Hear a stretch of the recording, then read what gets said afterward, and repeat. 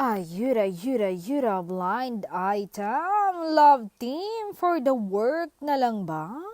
Ayon sa chika ng mga marites, for the work na lang daw ang magka-love team kasi daw itong si Guy ay nagsungit daw sa kanilang shoot. Tila pagod na daw atang mag-inarte na magjowa sila. Pero itong si girl daw ay maintindihan, mabait kaya't laging iniinti-indi itong si lalaki. Oh my God, si Nitch Ite. Sino kaya ito? Ang daming love team. Kayo ba, Donbell fans? Ano sa palagay nyo? Comment down below. Pero sure ako na hindi ito ang Donbell kasi may nalaman akong good news. Ichika ko na lang sa susunod na vlog ko.